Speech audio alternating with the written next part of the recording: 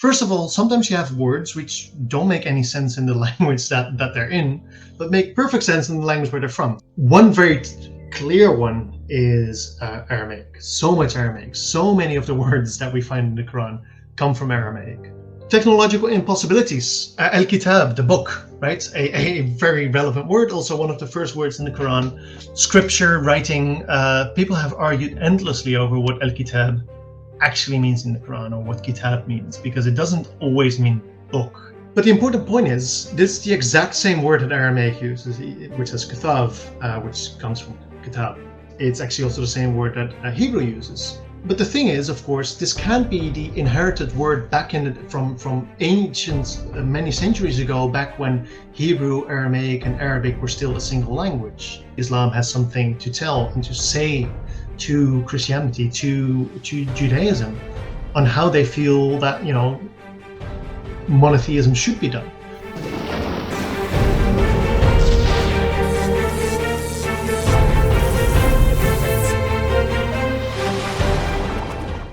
We are MythVision.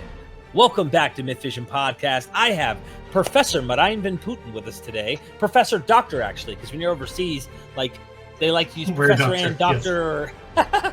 How are you doing, my friend? I'm good. Yeah, excited to be on and talk some linguistics and Quran. I am as well. And for our audience who does not know, I think they should. Dr. Marijn van Putten is specialized in linguistic history of Arabic and Berber, and it's such a focused subject. He's an expert in the language, and so he is looking at the earliest material we can, pre-Islamic, Islamic, Quranic, etc., and is able to see things. And hopefully today we will see loanwords. But if you don't have this kind of skill set, you're not going to end up getting these grants to do projects. So can you tell us about this current project you're going to have in January?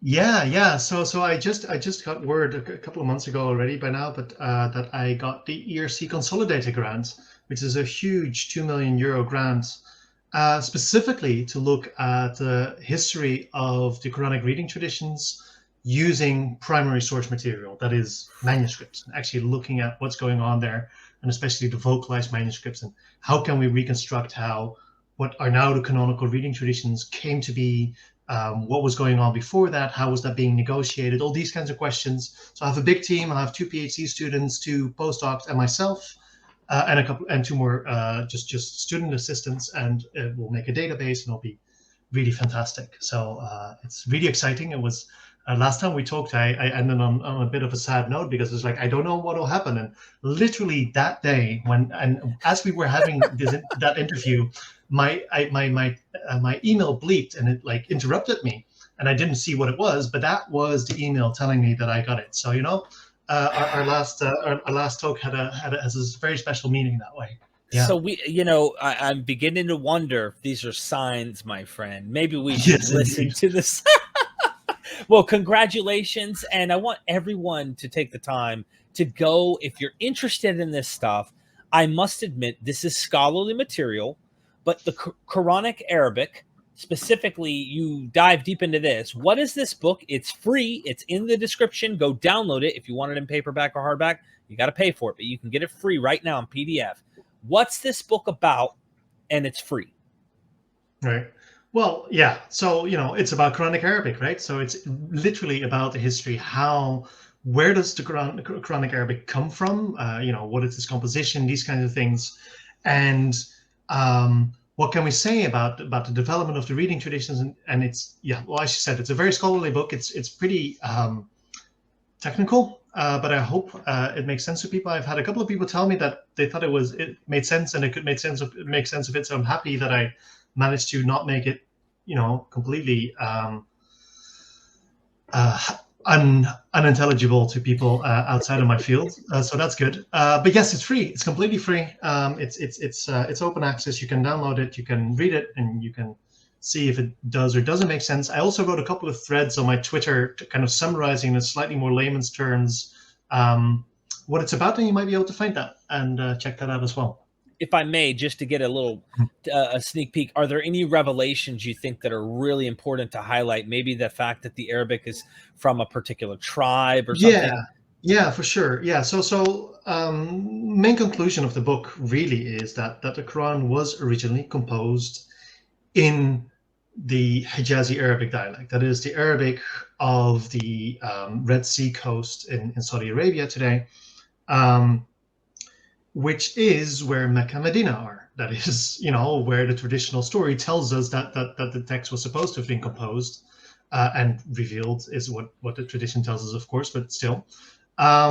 Which makes a lot of sense, but actually that's been a very controversial topic, especially in Western academia, and even in say the Islamic studies. That view is espoused every now and then, but doesn't quite address the obvious problems that gives with what's going on with the Quranic reading traditions, which are very much not like the dialect of the Hijaz that we find in the Quran. So there's a really interesting interaction going on there, and I think it really helps. So this is a very kind of atypical argument for saying like, no, the traditional origin is where the Quran is at. It's not, Petra or somewhere in Syria or whatever. It is. It Jerusalem, is maybe. actually right, Right. right, anywhere, right? But even Jerusalem actually becomes difficult. It really has to be the Hijaz, basically, and that my book gives a very different argument than other, than historians would give, and I think that's always fun to have like this very linguistic or very different type of argument, but still be able to contribute to a general thought and a general question that's going on. Wow. Very interesting. I might as well, on a particular note, let everybody know as well. Not only do you want to get the book, but you can help us out here on our Patreon, MythVision Patreon, working very hard, producing content. Some of this stuff is in 4K, really high quality. I edit endlessly. If you like what you hear today, well, guess what? If you're a Patreon member, you're going to see this first, and then everyone else gets to see it later. So you get the privilege of helping me keep doing what I'm doing. You can private message me and help sway some of the content. Help me, give me ideas of academics, what you'd like to see me interview, things like that. So help join the family. You keep us alive, and you're saved from all eternal conscious torment. Wouldn't you want to join? It shields you from any eternal damnation. How about that? All right, I'm being funny here, but Dr. Van Putten, you are going to be taking us into loan words and their relevance. First of all, identifying them might be necessary, but then what kind of implications could be from such Yeah. things. So how do you want to begin? Yeah, let's just go to the presentation and kind of start with it, and let's see a look at it. So this is, I mean, the questions of loanword. So what is a loanword? Loanword is a word a language borrows from another language, and this is normal. Every single language on the planet has loanwords, despite what some nationalists might want you to think. Anywhere in the world, but really, languages borrow words for all kinds of reasons, right? It can be really silly reasons, it can be very good reasons, it can be useful reasons, but languages borrow things. And the language of the Quran is no different. The Quranic Arabic has a whole bunch of foreign vocabulary. And um, I think that has become less controversial, also say in more apologetic circles. When talking about the Quran, most people are like, no, well, I mean, no, that doesn't mean it comes from somewhere else. And I agree with that. I think the Quran still comes from Mecca and Medina. It's just those loanwords still ended up there in some way, right? And I think so that controversy was kind of a counter reaction to other things, but most people have kind of accepted now. Well, I mean, it makes sense. Languages borrow words, and that's what happens. But nevertheless, so let's go to the next slide, because this is about well, it's an important book that, well, some of this comes from, but still, if you want to learn more about, say, foreign vocabulary of the Quran, check out Arthur Jeffrey's book, which was originally published in 1938, but reprinted in 2007. It's 1938, so it's severely outdated in some ways. And Jeffrey has a pretty Orientalist view to these kinds of things. So he really kind of sees, well, every now and then, at least it shines through in his work that he really sees Muhammad as like a false prophet who, I don't know, learned some stuff about Christianity, maybe from some random monk he ran into. And so he very often kind of presents you things, well, Muhammad introduced this word into the Quran. And it's like, Well, I'll try to dispel that idea a little bit. I don't think many of these loan words, I think, are not just, Muhammad trying to use some foreign words. I think it's these words were understood by his audience and were part of the Arabic language probably for centuries already, and not just, some random thing that showed up. Interesting. And yeah, and that's also kind of where these kind of frictions come from. This idea, that this false prophet was making things up and just kind of using weird words that nobody understood. I don't think that's what's going on. But all that being said, it is actually a very good book. It collects all these words, has noticed a lot of different things. It goes into a lot of detail of what the tradition itself has said. So what the Arabic lexicographers or Muslim lexicographers have said about these words, where they're from, which very often they get it right. Every now and then they say, well, this word comes from that language. It's like, no, it clearly comes from this language. But very often they actually recognize it and like, okay, yeah, no, this word is Ethiopic, this word is Aramaic, and these kinds of things, which is really interesting and very useful, and a good way to kind of embed these questions. And just to like throw it out there, right? I purchased when I first got into analyzing Islam and its origins and whatnot. I bought this book that's talking about like the Aramaic origin or something like so because of these loan words, do you think that's why some of these people go too far and they're like, let me try and find a way? It's almost like in the Gospels. Someone sees something that sounds Aramaic in the mouth of Jesus. Every academic that I know that I take like seriously admits the Gospels, the New Testament we have, was originally written in Greek. That doesn't mean there wasn't sayings that were in Aramaic or something that were kind of how do you put that, lifted and put into or whatever. But do you think this is why there are people trying to say like the Quran comes from Aramaic, which, or what are the motivations? Yeah. So I mean, exactly. I mean, that's at least certainly part of the discourse of what's going on. That there's this book by Luxembourg, the Syro-Aramaic reading of the Quran, where he basically tries to say that the Quran is composed in kind of like a mixed language between Arabic and Syriac, of which there's no evidence whatsoever anywhere else except in the Quran. And that doesn't quite work. But there are clear things about the Quran. There are stories in the Quran that we recognize from Syriac Christianity, that we recognize from Ethiopic Christianity, these kinds of things. So it makes you wonder, like, well, what is the context? What was it like? How did it work? And we'll address some of that today. But certainly that speaks to the imagination, and some people, because it spoke to their imagination, came up with very imaginative solutions to how to think about the Quran, for sure. Yeah. Shall we go to the next slide? So now one of these questions, like, why do you even borrow words at all? Why don't you just use perfectly good English words?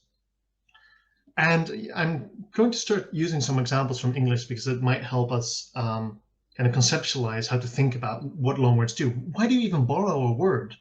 Well, there can be all kinds of reasons, but the most obvious reason is that you didn't have the object that you're borrowing. So, for example, the word street in English comes from Latin. Why? Because, the Romans were paving streets with stones, and that's where the word came from, strata. Fun fact, also a word that is borrowed from Latin in the Quran, sirat. Right, so this is one of the first words in the Quran. Actually, it's in Al-Fatiha, so the first surah of the Quran. That is clearly a Latin loanword, probably borrowed through Greek and then maybe through Aramaic, and then it ended up in Arabic, but certainly a loanword, without a doubt. So we're straight into it, like the first couple of words of the Quran, and we're already looking at loanwords. So that's a very obvious reason, right? So if I talk about Dutch, for example. I'm sitting behind my computer right now. That's how we call it in Dutch, which is obviously just the loanword computer. And why? Well, we didn't have computers until someone made a computer, and that didn't happen to be Dutch people. And you can choose to make your own words for that. So that's what the French do. They go out of their way to really not borrow words at all. But the Dutch are less bothered, and so we borrow for that reason. So technologies can be a very important thing. But also new concepts, right? We talk about the Christ. Well, Christ is just a loanword from Greek, right? It means anointed one. And that's a loanword in English for a rather relevant new religious view, right? But it can also be social desirability. This is a very typical thing in English. All animals that you can eat, when it turns into meat, you use French loanwords. So beef comes from bœuf, and pork comes from pork, and venison comes from venison, etc. So this clearly has to do with the Norman conquests, who were, early French speakers that came to England and were, the elite, and they were eating all the fancy meat and that kind of stuff, and everybody wanted to be fancy. So they started calling these things in the name of the new cuisine.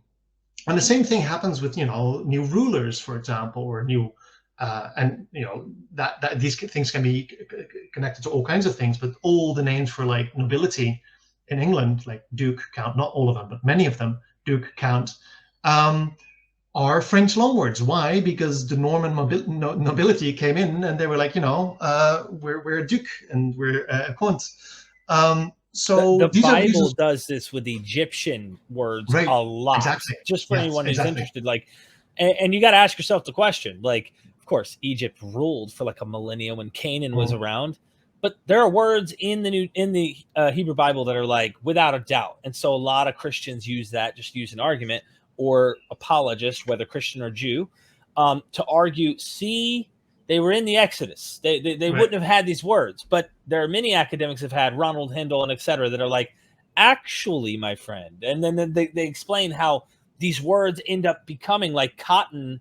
It becomes Egyptian cotton. Like everyone knows. Without even today, we still use the best kind of sheets you can use are Egyptian cotton, or pen with ink. That's an Egyptian concept that goes back. So yeah, there's something very powerful about what you're describing here.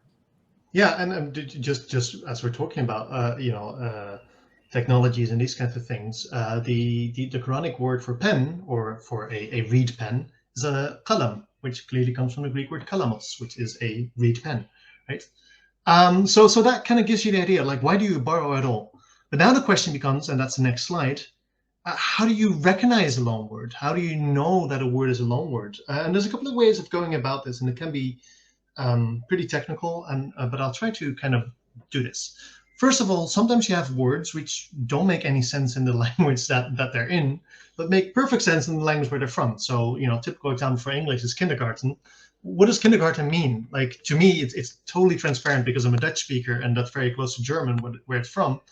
But it's clearly from kinder, which is children, and garten, which is garden. So it's a children garden. It's a little children place where you put things together. But in English, it doesn't make any sense, right? It's a place where you leave your kids, but that's not because it's obvious from the name. And so that's one way that you can clearly tell that something is borrowed.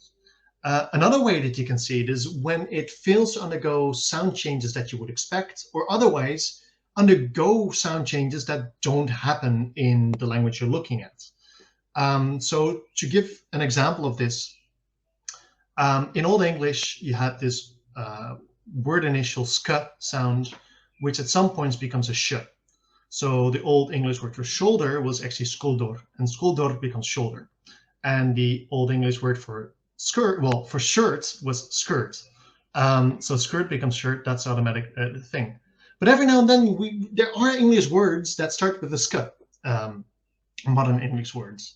And if you start looking, you'll see that many of those words are borrowed from other languages after the sk to sh had already happened. So new words come in and they have skus, and they just keep them. So a nice example of this is that Old Norse skirt, which is of course skirt, just remains skirt. So you can actually dress yourself completely in the same word. It's just the upper part has the Old English version, and the lower part is the Old Norse word.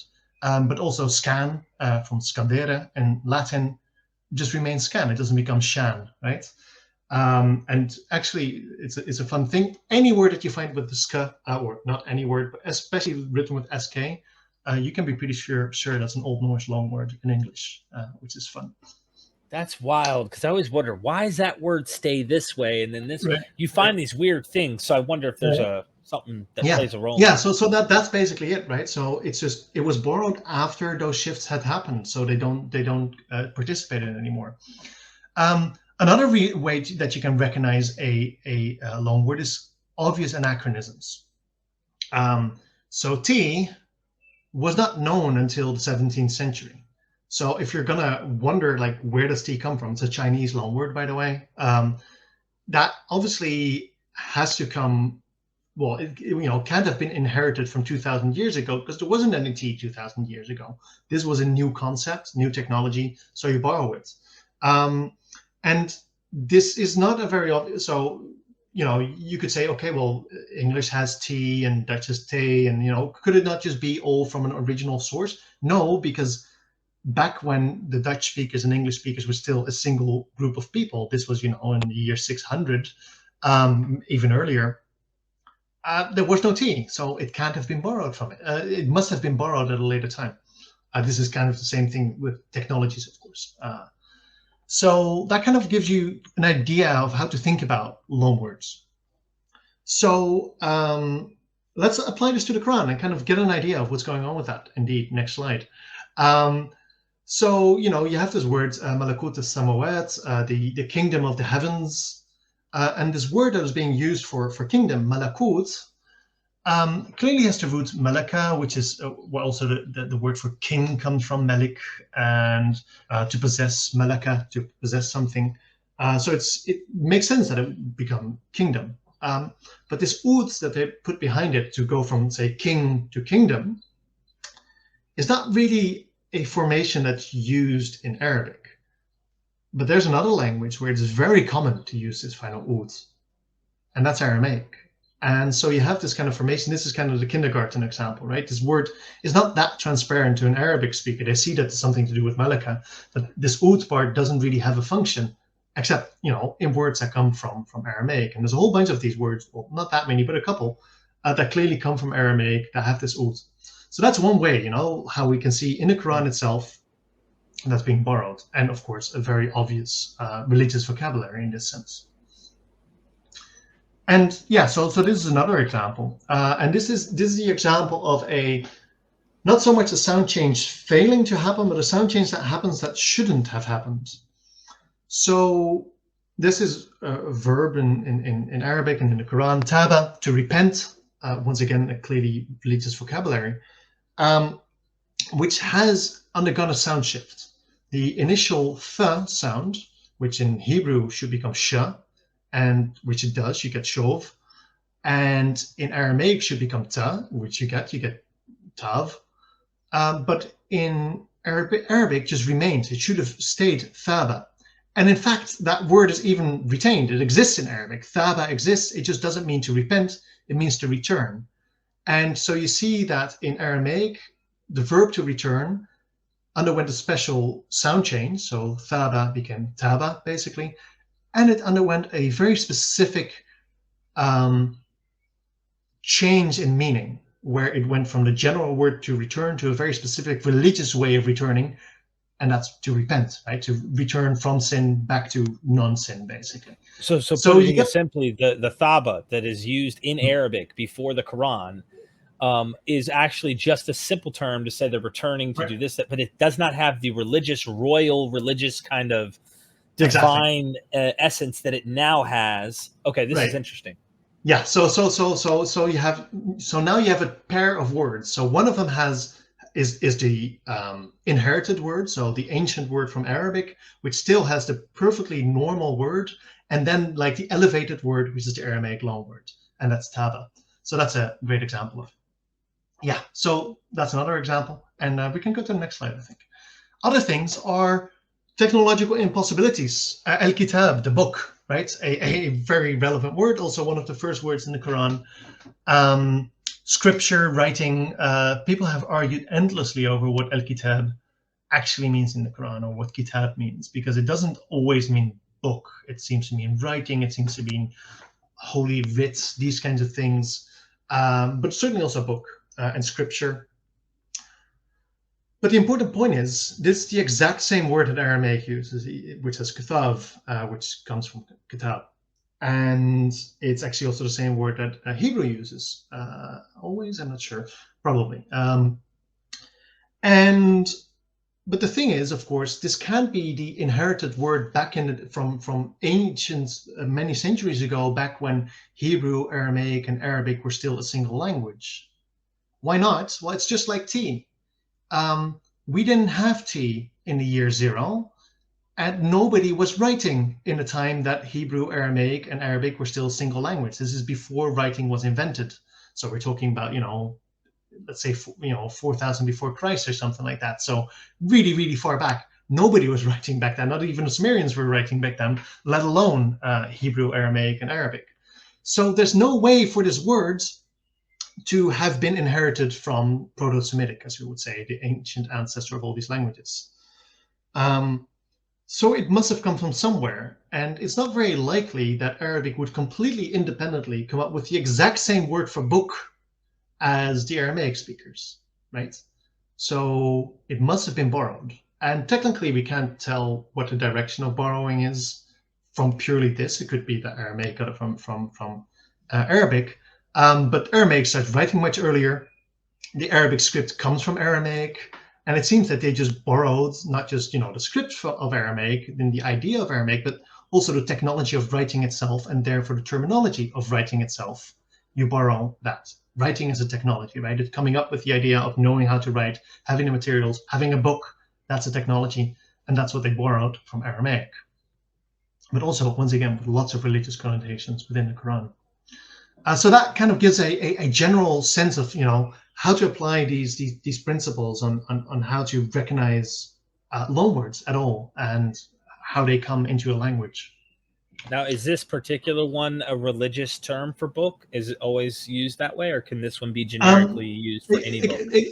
So to some extent, of course, the Quran, because it is a religious book, is going to have particularly religious connotations when it's using, but it is religious. So a good example of this is this concept of Ahlul Kitab, the people of the book, which are Jews and Christians. They use that word, right? They say the people of the book. So that's very clearly not the people of any book, it's specifically the book, right? The Bible. That's what they're talking about.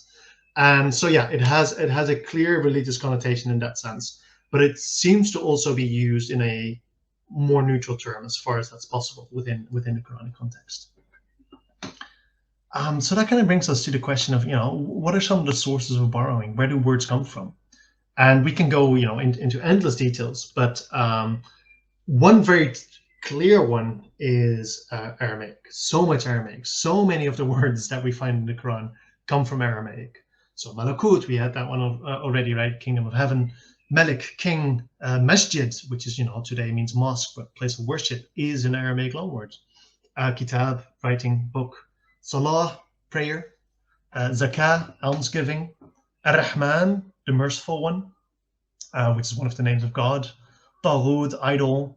Tagha, to transgress, to sin. Tabut, ark, as in Ark of the Covenant and that kind of stuff. Kufr, to deny God. All Aramaic loanwords. Medina, city, which is not a very religious term, but clearly a administrative term, that kind of thing. Al-Masih, right? The Messiah, also an Aramaic loanword. Melek, angel, Nabi, prophet. All of these. Right. I noticed that Salah or Selah, I'm thinking of Selah from the Bible, the Hebrew Bible, where there's this constant, like in the Psalms, there's this Selah, S-E-L-A-H instead of S-A-L-A-H. I wonder if there's something to that. I don't know this well enough to know. Maybe, but yeah, I don't. It could be that it just means pray in Aramaic, but sorry, in Hebrew. But the verb does exist in Hebrew, I think. In Aramaic, it definitely does, but I'm not sure. But the specific formation of prayer is here, and clearly from Aramaic. So lots of Aramaic loanwords and really central words, right? Not just anything. The angels, the Messiah, the prophet, all of these. The word even used today for the prophet Muhammad, Nabi, is an Aramaic loanword. Not surprising, but nevertheless worth appreciating. Also, a very common origin is Ethiopic, classical Ethiopic. So Ethiopia seems to have converted to Christianity quite a bit before, it seems, say, Central Arabia or Western Arabia, where Mecca, Medina were, and had a very lively written tradition already. writing in this classical Ethiopic language called Ge'ez. We have, the Bible in that, and it's a really ancient, very interesting language. It's a Semitic language as well. And there's a whole bunch of words in Arabic that are sometimes still from Aramaic ultimately, but are clearly from Ethiopic, and some of them are uniquely Ethiopic.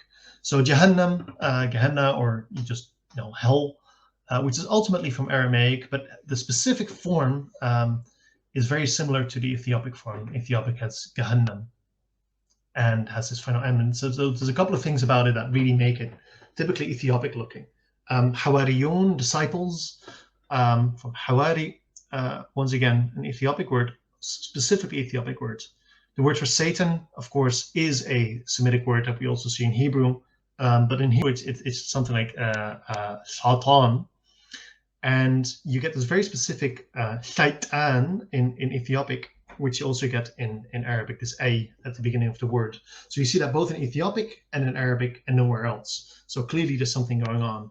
The word for parchment leaves, suhuf, but also the word for Quran itself, mushaf, both of those are loanwords from Ethiopic.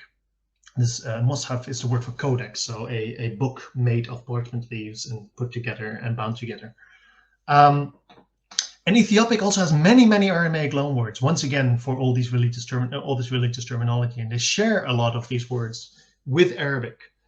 And sometimes it's not clear whether Aramaic words that we see in the Quran come directly from Aramaic or first come from Ethiopic before they end up in Arabic. And it's just not obvious. And the same issue is true for ancient South Arabia.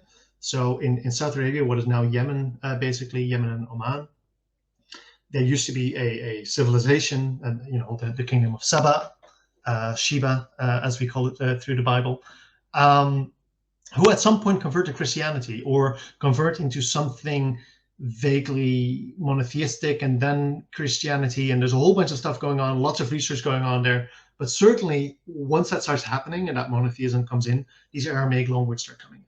And they use, once again, prayer, Messiah, all these words, Ar-Rahman. So the name of the monotheistic deity in South Arabia is Rahman, a Aramaic loanword, but that's the word they use. So it kind of brings a question. It's like something going on. These Aramaic words are coming in. Clearly, like monotheism is being spread with these words, and it becomes a little difficult to tell what the direction is. And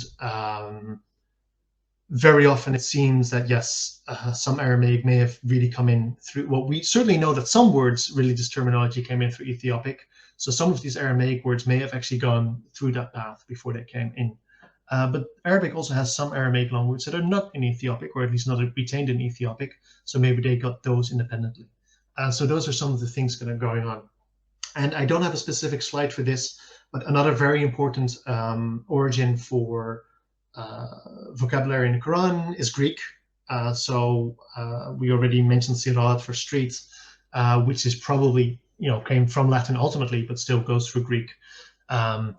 And you get words like qalam, we already mentioned for reed pen. That's a Greek loanword. Zauj, which means pair or husband, which is a very ancient loanword from Greek, it seems. Zeugos. And of course, the word Injil, which is the gospel, right, from Evangelion, which may have come through Ethiopic, because Ethiopic has the same word, Wangel, or a very similar word. And so Iblis, probably for Satan, probably has something to do with Diabolos, although we don't really know what happened to that word. But that seems to be related to it somehow. Most people seem to think so. So you get these words as well, and those are Greek words. Also, of course, Aramaic, once Christianity really starts taking hold, has lots of loanwords from Greek. So very often, it's not so clear whether these Greek words come straight from Greek. And there's evidence of Arabic speakers who were bilingual in Greek and Arabic, or whether it went through Aramaic first. And we don't really know. Yeah, I think we can go to the next slide. So this is kind of an interesting thing, because the question becomes, what kind of Aramaic is the Quran borrowing from? Or that's not necessarily, a question that becomes, but it's a question I've been concerned with. because very often, we kind of talked about this already, this is very central language, and we can go to the next slide for that. A very central Aramaic language, an Aramaic dialect or Aramaic language, whatever we want to call it, that we call Syriac. Syriac is a form of Aramaic written in a very difficult to read script, which I really hate. And this is typically Christian language, and lots of the stories that we see in the Quran we only know from Syriac text. So the Seven Sleepers of Ephesus is a Syriac story. What else is there? I thought at least, well, I don't know about the story, but I thought that Dual Carnine was something Right. Sorry, that was exactly the one I was thinking of. Thank you. Yes. Yeah. So those stories we really know through Syriac first, and seem to be composed in Syriac. And so it seems like a very obvious choice that is a language that is influenced in the Quran. And that has very often been assumed. People say, oh, well, clearly, and for example, Arthur Jeffrey in his book on the foreign vocabulary in the Quran basically uses the word Aramaic and Syriac interchangeably. And it's never so clear whether he understands these two terms as being something different, or whether when he says Syriac, he doesn't just mean all of Aramaic, but he just says Syriac, which is an old use that used to be used, or whether he means it in the modern sense as we understand it today, where Syriac is a specific subdialect of the many Aramaic languages that were around. But what's interesting about it, and I'll try to explain this as non-technical as possible, is that the Aramaic vocabulary that we see in the Quran is very specifically not Syriac Aramaic. It's absolutely Aramaic, but it's not Syriac Aramaic. So what's going on there? Well, let's go to the next slide, and I'll try to kind of talk us through what's going on with that. So Syriac, by the time that it would have been able to come in, by the time it becomes a important vehicular language for Christianity, and so for monotheism and these kinds of things, it has already undergone several important shifts.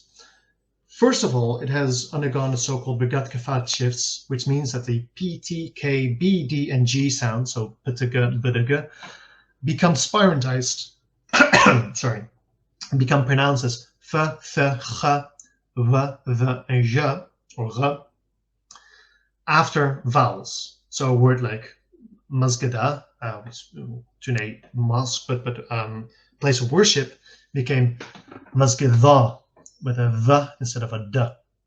And this is a typical shift, and we write this with little lines. And what's interesting about this is Arabic has both of these sounds. So in Aramaic, so in Syriac, this D shifts to a the, but Arabic just has a dal and a val, and they're different sounds. So they could have written them differently had this shift undergone in the language they were borrowing from. Another typical shift is that short vowels like a, I, u, in open syllables are dropped out. So a word like malakutha, kingdom, that we already looked at, becomes malkutha. And so what is the issue? What is going on here? Well, let's go to the next slide. These shifts don't happen in the Quran, right? So we have the word malakut, and this is, by the way, also the case in the Ethiopic loanwords, which also look Aramaic, but also don't look Syriac. Well, in Syriac, that's malkutha. So you have a th there, which Arabic could have just used, because Arabic has the th sound, but it doesn't use it. So it doesn't borrow it with that sound, because apparently the Aramaic they were borrowing from didn't have that sound. And the Quran still has this a vowel, malakut, so it's 3 syllables, while in Syriac it's just malkuth, only 2 syllables. So that vowel has dropped out. So the Quranic form is actually more archaic than the Syriac form. The same is true for the word for king, melik, which in Syriac becomes like melech. So that first vowel is gone, and the k has become a ch. Arabic has a ch. Had they been in contact with Syriac, and and the Syriac preachers would have told them, well, the word for king is melech, they would have borrowed it as melech or imlech or something like that, and they don't. Same thing for masjid, mosque is masjidah, but it could have been masjid, but it's not. It's masjid. clearly not borrowed from Syriac. And even names, so biblical names like Zachariah, in Syriac is Charya, with a ch once again. And the Quranic Mikael or Mikael or Mikael, there are three different readings for this word, but all with a K. In Syriac become Michael, so ch. Arabic is a ch. It could have borrowed like that. It did not.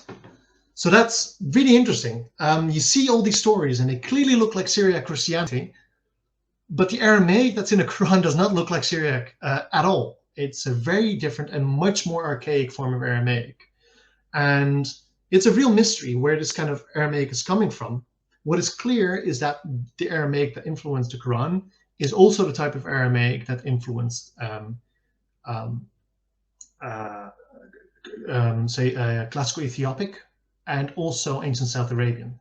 They all lack these expected sound shifts if they had been borrowing from Syriac. So they seem to have some kind of, so my colleague and friend Ahmad Al-Jalad has been calling it Arabian Aramaic, this very archaic form of Aramaic through which all these words that were coming in were being filtered before they came into the Quran. So even though these connections with Syriac in the text itself seem very obvious, it's actually not that obvious from the loanwords. The loanwords don't look like Syriac, they look like something else. If I may, we're playing Scooby-Doo here, trying to figure out what's behind the mask here. I really like this. It makes you wonder how.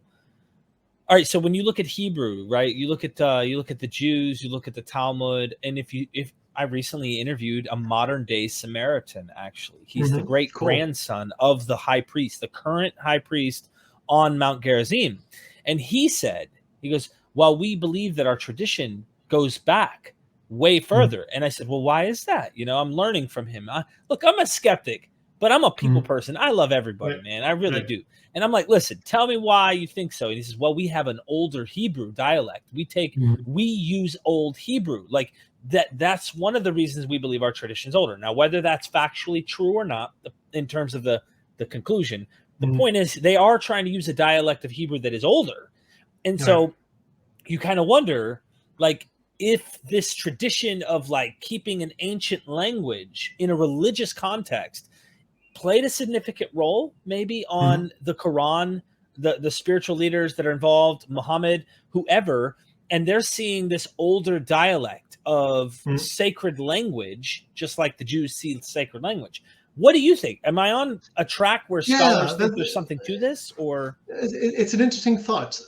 So it's true, of course, that so just on the Samaritan thing, it's true that Samaritan Hebrew is really quite different from biblical Hebrew. Right. And people argue about this even today. I think most people have decided that basically biblical Hebrew is more archaic than Samaritan Hebrew, but there are still people who disagree or think that at least Samaritan Hebrew really retains something important and original and these kinds of things. So there's something going on there.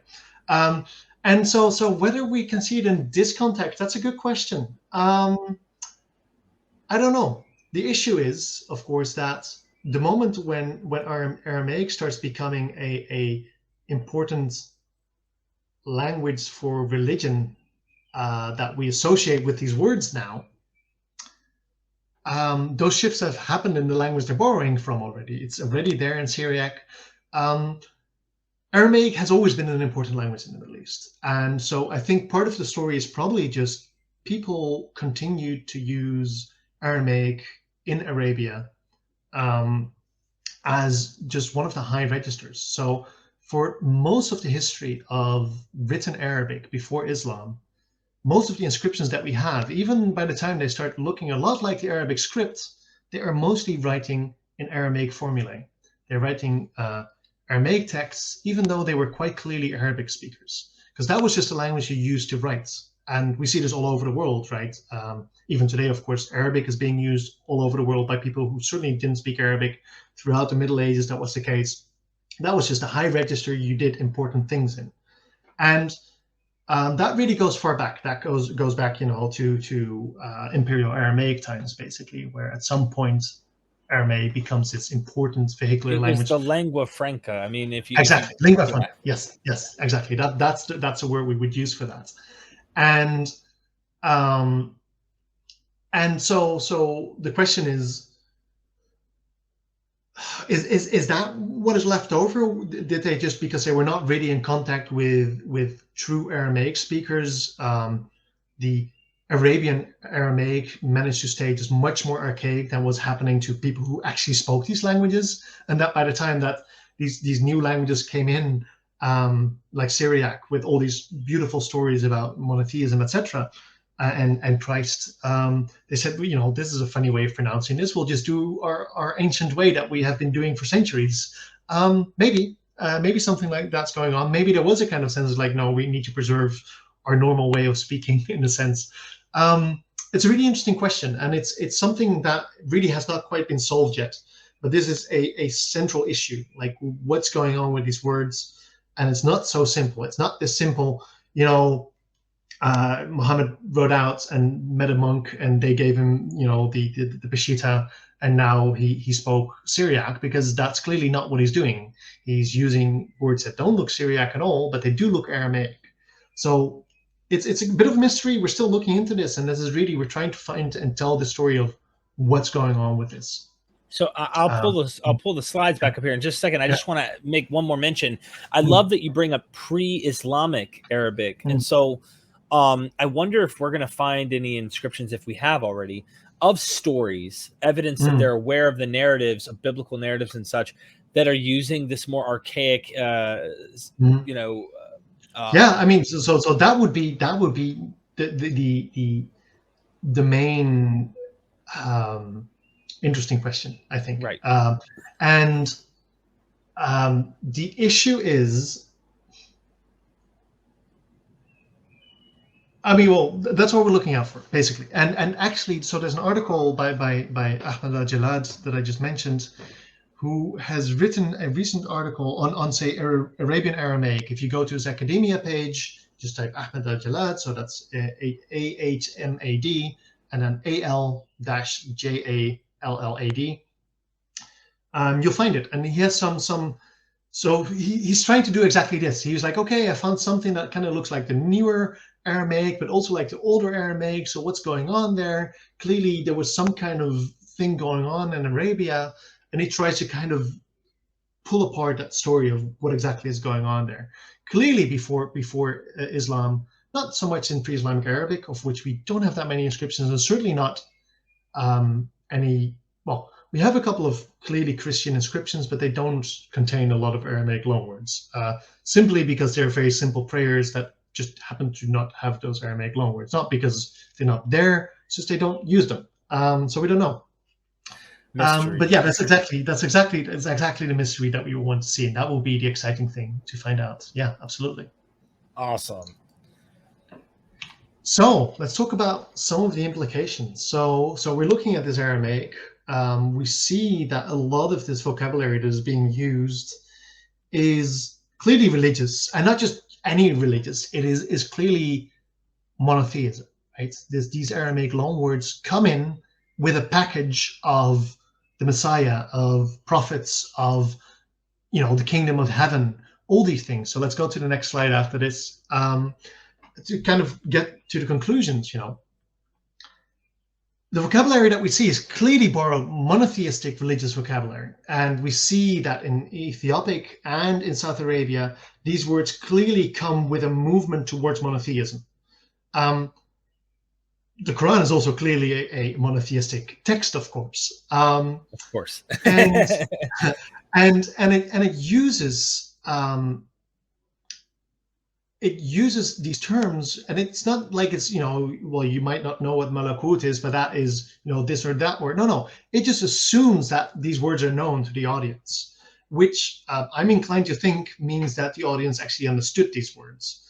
So he's, you know, so the Prophet Muhammad, if we assume that he was the one preaching, clearly was assuming a knowledge of these kind of terms, that these terms meant something to people. People knew who al-Masih, that is the Messiah, was, right? And knew what a Nabi, a prophet, was, knew what you know, Malakut al-Samawat was, what the kingdom of heaven was.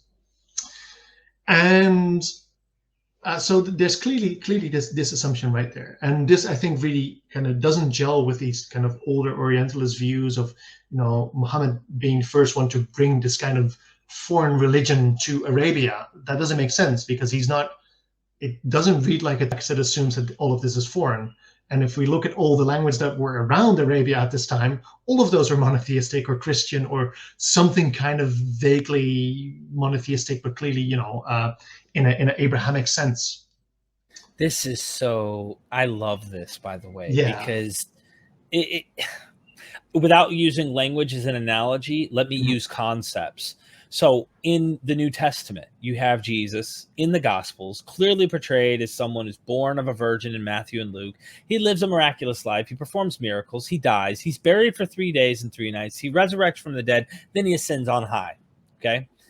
And I deal with apologists from time to time who come on and go, this one happened. This really did happen, and this is true. Now, my Muslim friends watching this will go, well, we're with you. We don't think he literally was crucified and died, etc., whatever. So there's no reason to think he resurrected from the dead. That's a pagan concept, or whatever they might have. And there's some validity to this because I just did a video. It's on my Patreon, of course, that is all about 10 other figures that have very similar. I mean, I'm talking about from they die and they resurrect 3 days later. Like, their resurrection may not be identical to what you see with Jesus, and nothing's identical, but it makes you really go, is this all happening in a vacuum, in a bubble? No. Right. Where they had a secret invisible force field protecting them from even hearing these things? No, it's more common sense, like you're saying. Monotheism's floating around. Muhammad in the Quran is not speaking to people who have no clue what he's talking about, or else he would have went, here's what I mean by everything I'm telling you. Let me tell you what everything means. He assumes they know. Yeah. Anyway, and I just used an analogy. That's exactly right. So I think it's a good analogy to kind of get that sense of what's going on, and this challenges a concept of, or at least a pagan Hijaz, right? And every now and then, I try to make this point, and very often, both apologists, which Muslims in general, was like, of course, I mean that's not an issue. We know that there were Christians and Jews in Medina. But Mecca was really a pagan place. But if we take I really went out of my way to check this today. So if we look at the traditional, let's say, chronology of the surahs and the Revelation, these terms are being used in the Meccan surahs as well. They're really talking about that. That's okay. Well, clearly, however we conceptualize paganism in Mecca, and because clearly the Quran is also talking against paganism. It's not like this is some kind of crazy idea. But we really have to think about, what does paganism mean? We're not talking about a paganism in the sense of Roman paganism, right? Where people are worshiping this pantheon of gods that has nothing to do with Christianity and was before Christianity. No. If they are worshiping other gods at all, it's clearly within a kind of Abrahamic framework. They are already understanding that there is such a person as a Jesus. There is a person who's Allah, who is the Abrahamic God, right? Is the God that is the same God that the Jews worship, the same God that Christians worship. That's a very important universalist message. And so there's obviously ways of getting a pagan Mecca out of the Quran as well, but not a pagan Mecca that is ignorant of Abrahamic religions, of monotheism. And if it was pagan, it was clearly understanding paganism in a much more subtle, much more integrated into monotheism way. Is it fair to use an analogy that when I left the non-denominational Christianity, which was like speaking in tongues, spirit-filled, all sorts of stuff, and I became more conservative Orthodox in my approach, and was like, okay, I'm becoming a Presbyterian. I looked at the other version of Christianity I came out of and was like, they are pagans. They are literally like doing things that you would imagine pagan cults or whatever do. And so you kind of, you what do you call that? Pigeonhole them in that category, even though they are claiming to be like you. And as I interviewed Peter von Sievers in that one episode where he was talking about other versions of Christologies, when you have like Mariology involved in your doctrines and different idols, you cannot imagine they didn't call that paganism or polytheism or something like that. It would fit Right. that category. Right. I mean, even today, to that extent, right? There is a kind of, I mean, of course, I mean, even Protestants today will call say, the way Catholics. that people look at Catholics, that's basically paganism, which I mean makes sense. Well, so makes sense. Whatever. I don't want to piss off I the know, I know, Catholics you're here, not trying to but pick sides, but but you can see how the kind of saints worship and having saints perform very specific functions. yeah, It's like, well, if you have the idea, no, there's only one God and nothing else, and maybe angels. The Quran seems to think that there's angels, but not the other guys, not the ones that aren't angels. And it's like, okay, what's going on here? How do you think of this? And what is to what extent is this indeed polemics, right? Is it yeah, polemics of the Quran? To what extent is this a accurate portrayal of what these people were doing? right. To what extent did you understand what paganism was really like in Arabia? Yeah, All are kinds of they interesting questions embellishing that it a come. little? Are they kind Right. of embellishing? That's an interesting point, because when you read the heresiologists, the heresy Mm-hmm. writings by Right. Origin or whoever might be against Celsus or whatever, you're going to hear they kind of sometimes will overshoot, or they call the Gnostics like sexual deviants and things like that. Mm-hmm. And a lot of the Mm-hmm. scholars I talk to are like, that's not true. They're doing No, that to exactly. like kind of downplay them. But I do want to ask you, do you think that it's a coincidence that there's this anti-image debate taking place at this time, where coins, they're literally saying Mm-hmm. like, stop putting images on coins, like, and Yeah. so I wonder if the Quran, religious Quran background in its origins is, like you said, polemical, but also saying, you know what, even the Jews didn't go far enough, and we're going Mm-hmm. to go Mm-hmm. so far to show you what it means in the 10 commandments, what it really means to not have idols and make Right. these Right. images of living creatures and things. I don't know. What do you think? I don't know. That's certainly outside of my wheelhouse. So It makes me I think th- though, like, yeah, no, I agree. I'm just being an annoying academic who doesn't want to say yes. that's what I um, love about academics, yeah. though. They tell So you, so I don't know. I think it's an interesting thought. There's clearly something going on, and the Quran has a message to tell about what monotheism should be like. And even today, Islam has something to tell and to say to Christianity, to Judaism, on how they feel that monotheism should be done.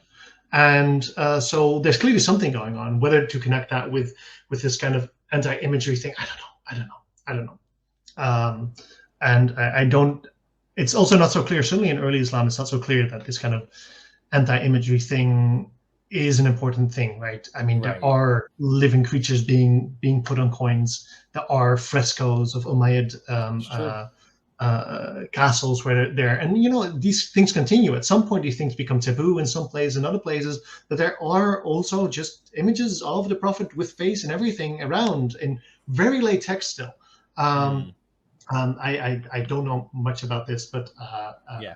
my colleagues every now and then make this point. It's like, look, no, this kind of anti-imagery thing is not necessarily what has been traditional, and it's certainly not necessarily what was the view in say early Islam. There's an idea against idols, right? But what do you call Hmm. an idol? I mean, an idol, Right. is that literally the statue of a god you shouldn't be worshiping? I mean, Is it what yeah, you're that, praying to or right, something that, exactly, yeah, yeah. that might make more sense. Those make all kinds of differences, and yeah, so that's kind of the thing. So this is kind of my story about you know loan words in the Quran, what they tell us, how we think about these things, and how we should conceptualize. I think Yeah. both the Hijaz, I don't think, and this is kind of Peter von Siever's uh, says like, look, this is all so advanced and so Christologically involved. It cannot have been the Hijaz. And I'm like, well, I think it was Hijaz, and I just think we're modeling the Hijaz wrong, because we're modeling the Hijaz to some extent on later Islamic sources that try to describe this. And that's a debate. I think my linguistic argument for Hijazi Arabic is quite compelling. So that helps for me to be like, no, I think we need to understand it in the Hijazi context. So now let's understand what it means that there's lots of Aramaic there, lots of monotheism there. How do you understand that region in that? way. Mm. And yeah, that's what you get from the We linguistic concluded. evidence. So yeah, there's that.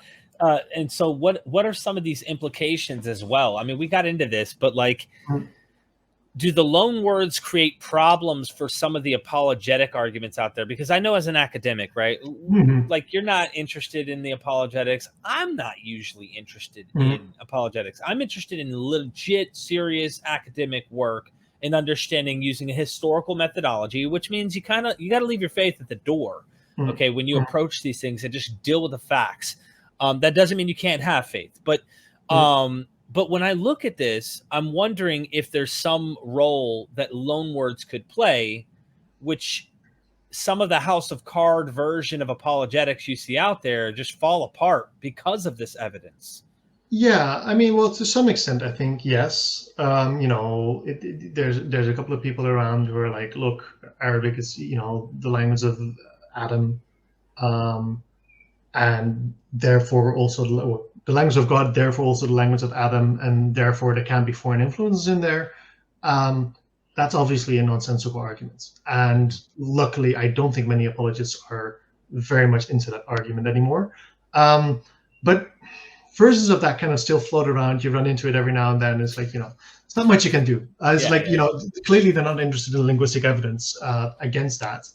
And there is a real methodology to figure these things out, and you can talk about that. Of course, the questions of like how to model the pagan Hijaz, I think some of the conceptualizations that you see in these circles can be quite out of touch with this kind of evidence. But there are also many people who are like, what's the problem here?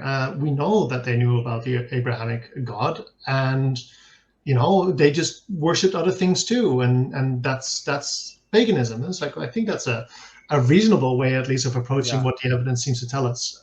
Like, I'm not necessarily true, but that's one way of marrying that kind of view into something that makes sense. And This I is think like that's saying very helpful where it's at. the common religion of the Hebrews, right? Mhm. And in versus what we're reading in the text. From what I understand, academics say when we're reading the Bible, we call the Bible the Hebrew Bible, Old Testament, whatever. Mhm. We're reading the religion of the elites. We are actually reading the priest's religion, Mhm. and you Mhm. get these hints in the literature that while the common folk may worship Yahweh or El or whatever, Mhm. they also have their Asherah or their Baal or Right, right, their right. whatever. The only issue I have in this is, are there names in Arabic in the Quran of other deities? Yeah, Uh, yeah, they get Does it mentioned. ever mention like stop worshiping that god or this Yeah, god or yeah. whatever? Okay. So this is the famous section in Surah An-Najm, that's Surah 53, which mentions Manat, Al-Uzza, and Allat. Well, these are pre-Islamic deities. They really are. Allat is one of the most worshipped pre-Islamic deities in the epigraphic record. And Manat, interestingly, is one of the least worshipped deities in a pre-Islamic record. Why? Because she is the goddess of fate, that is death, the fate that everyone will eventually come to. And you don't pray for or to death, you pray against death. Right. So this is a really interesting book that recently came out. It's also free. Let me get Grab it and it. Yeah, destroy it. grab it. So it's called The Religion and Rituals of the Nomads of Pre-Islamic Arabia by Ahmad al-Jalad. Here it is. Oh, Beautiful book. wow. And this also, you can find it on, it's also from Brill. It's also open access, so you can download it for free. And it kind of looks at like, what kind of deities were really being worshipped. So an Al-Uzza and Al-Lat come show up in these very often. Manat doesn't quite come in that form, but the Nabateans definitely mention her and seem to have maybe even worshipped her. So there's a really famous pre-Islamic inscription where a woman who has, is that right? Or maybe it's a woman has died, and I think, okay, I'm probably going to get this wrong. Let me think about this. I think a woman has died, and her name is Amat Manat. That is the servant of God, not the servant of God, the servant of Manat. Clearly, with a name like that, that sounds like you're worshiping Manat as a deity. So the Quran seems to have a memory of that and seems to do something with it. Isn't particularly interested in exploring what these deities are, what they do. There's some discussion about in pre-Islamic Arabia whether Allat and Al-Uzza, who are two different goddesses mentioned as this trio, whether they are actually the same god, because they never seem to be invoked at the same time. So maybe Al-Uzza means the strongest one or something like that. And so isn't it just a title, and actually the Quran misunderstands it and thinks they're two different deities? That's a possibility. I wouldn't commit to that being the correct interpretation of the pre-Islamic record at the moment. I think that hangs on too much. But yeah, so they're mentioned. They know pre-Islamic deities. They mention them. They talk about the Quran talks about it, and has some memory of it. And the Islamic tradition also has some memory of it, not very accurately. Yeah. The implication here is simply, like I said with the Hebrew thing, like they're worshiping El or Yahweh, but they also might be, or they might have multiple things. So there's some validation here in the Quran itself for a paganism, or meaning simply other gods, whatever you want to define that as, possibly. But it's fair to also say there may be an exaggeration of the amount, and maybe we're thinking too cosmic here. We're thinking too big, because if we're thinking of a little tribe, the Quraysh tribe, and let's say half of them are influenced, by this kind of multiplicity of deities out there, but also the one true God that they've been hearing about, maybe we're thinking, because we're in this big wide world where we have the internet that connects everything, that when we hear like there's this it may be a bit exaggerated later, like it was all this dark age and stuff, but it's not that necessarily in the Quran. Exactly. You could even imagine that, there was a real movement towards monotheism in the Hijaz before the Quran, which is maybe why the Quran was so, the message of the Quran was so, the people were so susceptible to the message of the Quran, because, well, that's one thing we need to conclude, right? It was clearly successful. But there were still people around who were still sticking to their ancient religions. Those are all ways of modeling what's going on. But one thing we need to understand is, like, the Quran is clearly assuming that its audience knows what it's talking about. Yeah. That's, I think, is very important. This is so much fun. There's so much more to be said, but we did a deep dive, and I hope everybody watching will take the time to go not only and join our MythVision Patreon, which I work very hard at. I constantly work. I mean, this video itself will be on there early, but get his book, Quranic Arabic. It is free. Are you planning on working on any other books in the future? Yeah, so my next big research project will obviously end in a monograph at some point, but that's 5 years from now. I have a couple of other things in the works. I'm working on translation of a description of the Quranic reading traditions, which I hope to publish, of the Taysir. I have an edition of a Quranic manuscript coming up, which I'm collaborating on. And there is still another book that I'm supposed to be writing with Haytham Sidki, but both of us are very busy. So I'm not sure when that's going to be written. But we both have quite a lot written for it already, and it's just putting it together into a book. And that all, for me, will be about vocalized manuscripts, Quranic reading traditions, and kind of the result of my project that I did at Princeton at the Institute for Advanced Study.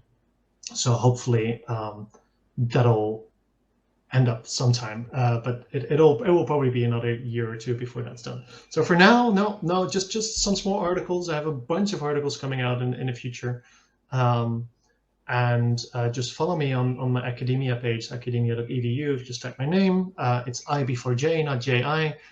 People always get that wrong, but then you'll find my name if you type it correctly, and then you'll find my articles, and you'll see. I basically always put, when new articles come out, I just put them on.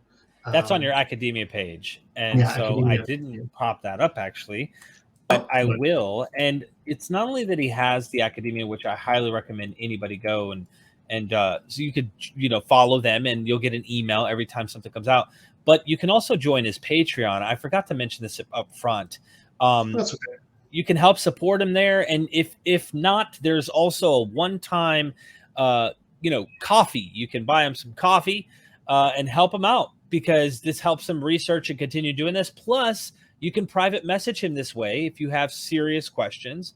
And when he has the time, he'll take the time to be able to respond. And he's always been very good about responding to me. So I ask that everybody who's interested in diving into this, and maybe you have a critical question, or you want to see what the implications may be. Maybe you're a faithful Muslim who's saying, how does this strengthen some of my views? Like, how can this support my ideas? Dr. Van Putten takes such a balanced approach and is just trying to give you facts. It can hurt your feelings. It can help your feelings. It can do whatever. And that's what I appreciate about you, is that you're trying your best to just give the evidence. And you're also trying to kind of debunk bad critical scholarship or people who are trying to be critical of the Quran, but simultaneously give, what the facts are. So at the end of the day, you're going to have faith if you're going to believe, no matter what. That requires, a leap there in some sense. But thank you so much. Is there any final words you'd like to say to our audience? No, not really. So my Patreon, I've used my Patreon for years, as I was not particularly employed. Now that I have, first of all, a job in game development at the moment, which is really wonderful. I am I still have it up. I'm still using it. Once I start with my project in Leiden in January, I'll be shutting this down. But up until that time, I will still be updating it with everything that I've written that month on my Patreon. So that's fun. You can check it out. But it will not be around forever, because luckily I do not have to completely rely on the income that I generate from Twitter anymore, which it was really wonderful. I'm so happy for all the people that supported me in this time, but it's also, and you can still do it, and it's still appreciated, because my job in game development is great, but it's not fantastic money, not money like you make in academia money. So I'm still using the Patreon for now. So yeah, check it out. But know that by January, I will actually be shutting it down, and I will also be shutting down my coffee. So I'm not actively broadcasting it anymore that I use it. I used to do this always at the end of my Twitter threads. I don't do it anymore, but it's still appreciated, very much appreciated. So I'm happy when people do it. Yeah. I appreciate your time and the energy and the research and the devotion that you have in learning this stuff.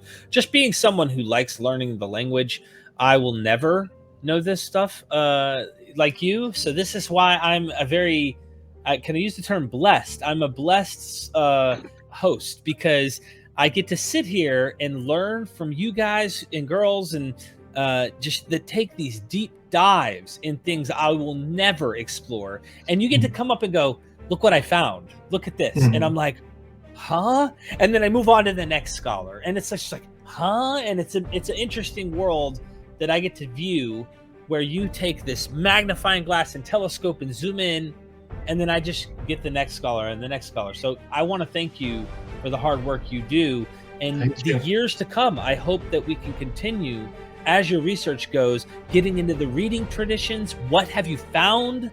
What the heck is going on? Have you found any interesting things that are really needing to be highlighted? I'm here, man. So I love this. Wonderful. It was great. It was great talking to you again, and it was a fun topic to explore together. Thank you so much, ladies and gentlemen. Go in the description, get his book, check out the stuff, and never forget, we are MythVision.